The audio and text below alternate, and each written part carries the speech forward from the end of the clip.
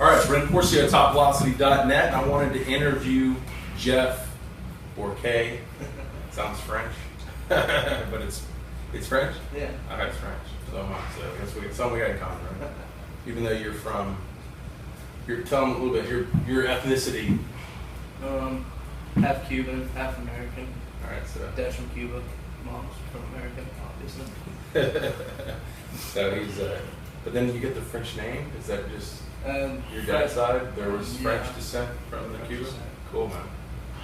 All right, so we're not here to talk about ethnicity. We're here to talk about progress. So we've made some really good progress. You've made some really good progress.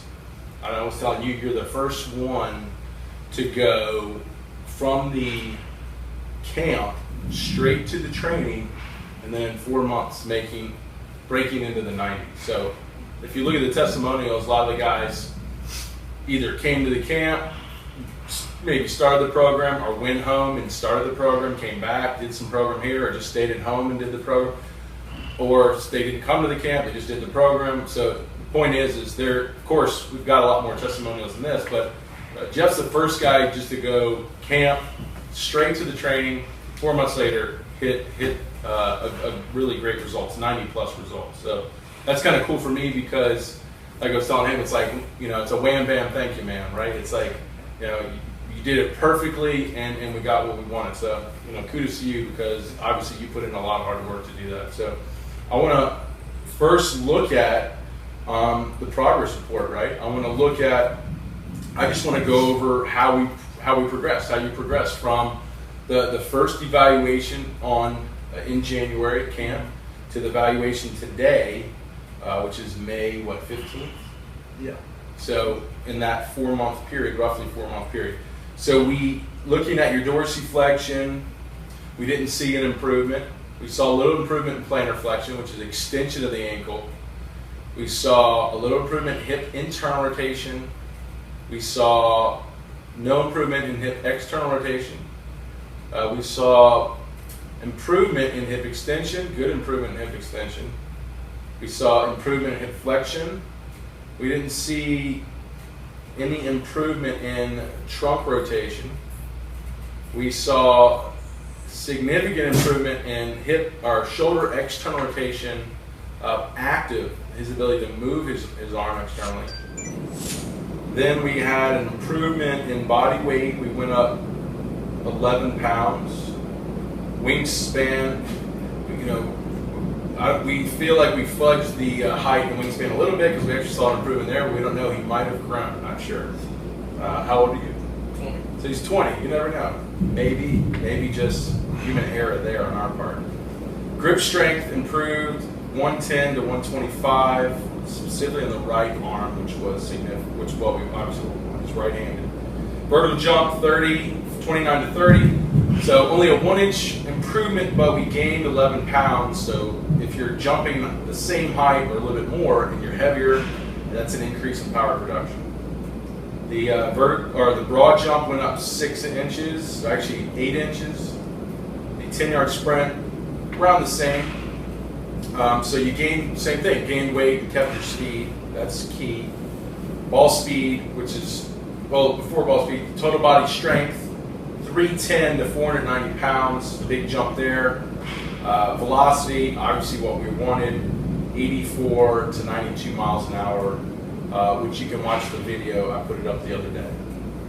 So pretty awesome. So obviously with you still work in progress, there's things to improve on, like consistency at 90 in the 90s, and typically that's what happens. Guys that will make a breakthrough, then they have to the next level is being more consistently in the 90s. So you obviously, we've talked about what we need to do there, but tell us kind of your experience in this whole thing. Like, what were some of the significant things that you personally experienced that you felt like really is why you had the improvements and the increase?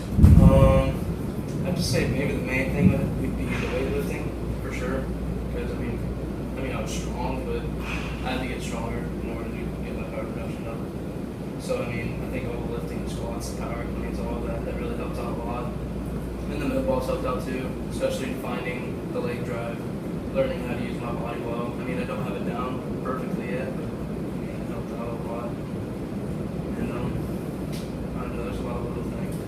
That's the most common I get. I always get weightlifting or the Olympic lifting in general, and then I get the med balls.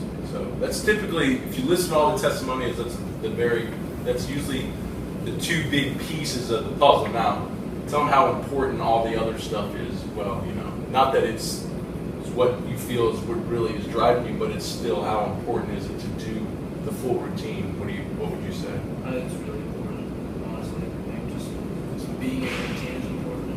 Yeah. I think just to be able to keep the daily grind going, you have to be in a routine. And I think thinking of routine, I think Geoff was very lucky coming into this when David and Bob was here. Sure. Right. So he had, an 8-year big leaguer, first year minor leaguer with really, really good work ethics and routines to kind of start him off in it. So that was really good for him as a visual and as a model to follow. So he was lucky to have that coming into it. I think that's what really helped as well for him, would you say? Yeah, for sure. I mean, what do you think you learned from David and Bob? What would be the things that you really learned from them? Probably just work ethic. Honestly, they came in day in, day out. They did what they had to do. They didn't complain about it. They just kept pushing. I mean, you see where it got David. It got him back up into the 90s consistently. Okay. So a lot of it was not only just being around them, but also seeing their success. Because David went to 90, touching 95 one few times, to Bob going 83 to 91. So you kind of gave you, as much as they gave you an example, they gave you confidence that if you did the same thing, you'd get the same result. Yeah, exactly. So, and then you can also say too, wasn't easy, right? No, it sucked. Every single day sucked. Right. Didn't want to be here, but I mean, you have to do what you have to do to get the results that you want. Right. And it's not just blindly doing it. Yeah. I mean, how much of it did you really have to focus hard on and do well? All of it. You have to know the form for the lifts. You have to know the mechanics for all the movements and everything, especially with the med balls. I mean, if you're doing bad reps, it doesn't help out. So I mean, you just have to know how your body feels when you do it right and try to be consistent. So even though you're going off to play this summer, if you had another 4 months to do this again, would you do anything differently, or is there any specific things you would really focus in on? Counter rotation, like we talked about, working on that. The consistency, being in the 90s, probably learning to keep my torsion better. So a lot of biomechanics. Yeah, a lot of biomechanics. So you feel like you did. I mean, I'd agree with you on that. You feel like you really mastered the lifting aspects of it. Yeah. Biomechanically, you feel like you're just still trying to get grasp of that. Yeah. And I think that's what makes you consistently in the 90s. Yeah. And that's typically what happens. Guys come in, they apply and they put the work in, and that's a big hurdle right there. I mean, that's why I give you that respect. You did a great job doing that. There's a big hurdle of just manning up and doing this, and a lot of people can't do that. So you met that head on and you won. But the tipping point in this is when you really get good at the technical aspect of the movements and with that work ethic, because that's really what makes you professional.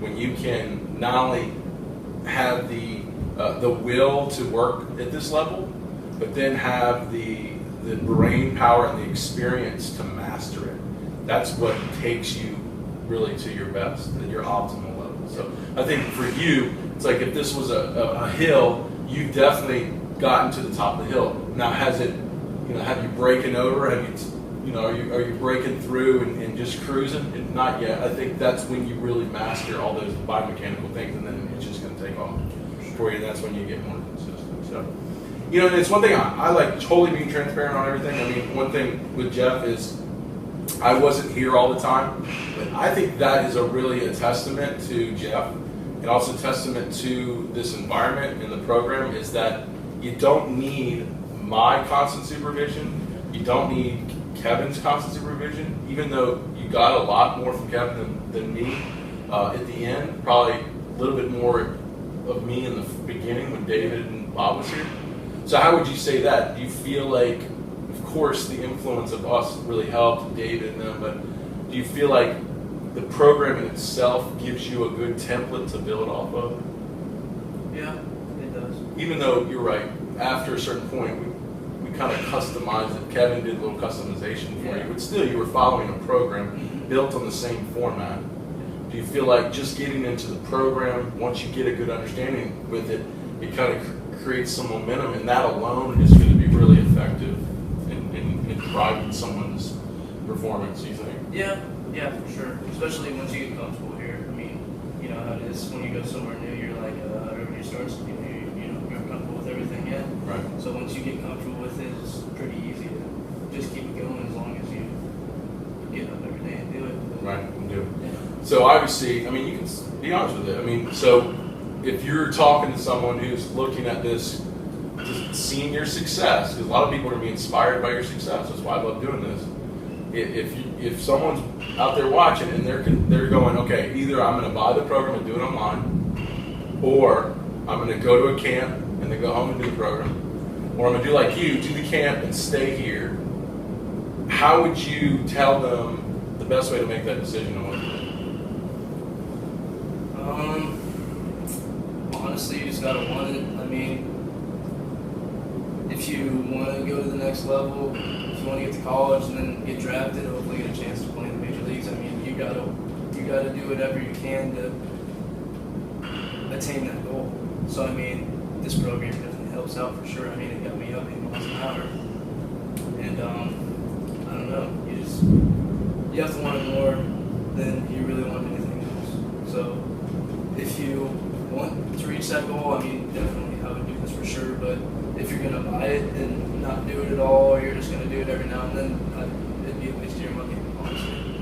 Right. Yeah, I mean, I asked that up front. I mean, if you're not willing to fully commit, I think you're wasting your time. And to me, you're the perfect example of a full commitment, because you came to camp, you not only stayed and trained here for 4 months, but you did what it took, because money doesn't grow on trees, right? You did what it took to get a host family. You're one of the few guys that were able to find someone to host you. I've had it happen before, but really not for that long.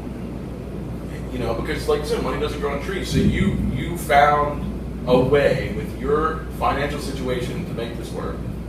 And that wasn't easy, right? Yeah, I mean, my parents helped me out a lot, and which thank you for helping me out that much. I mean, I couldn't have done it without them helping me out as much as they did and just believing in me. So I mean, but yeah, definitely all the pieces fell into place.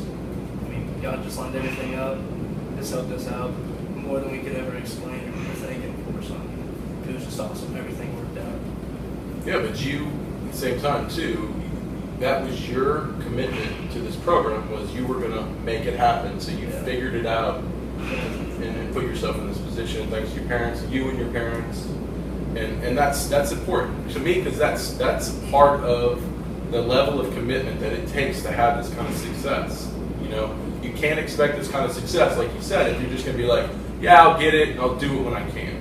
You have to be fully committed. Like, I'll do whatever it takes. I'll find a host family. I'll, work extra nights or mow more lawns to get to that level. Because as much as, yeah, of course, you can find a cheaper way to do something, it really comes down to the commitment. And sometimes the financial investment and the logistical investment is really the overall, helps you with the overall commitment level, which is so significant to you being able to be in Geoff's shoes one day and have the same success. If you can't make the kind of commitment that he made, you really can't expect these kind of results. And the fact that he was able and willing to make that commitment is the reason he's sitting here. And everyone, what I'm saying too, is everyone that can do that at his level, make that commitment, you should expect these exact results. I mean, you think it's rocket science? No. It's not rocket science. It's just a matter of you really wanting this and willing to do what it takes to take it to the next level. That's what it comes down to. Cool. It's all about hard work. All right, well, I think that's cool. I appreciate your time. And this is kind of your ending here, so I'm glad you're heading off to bigger and better things, but you always have a place to come back if you need help. If you need help and refresh and regroup, because things progress and things regress. We hate regression, but it can happen. So, but we're always here to kind of help you if you have to get back on track, or if you go on to bigger and greater things, we'll be watching. So, cool, man. Thanks.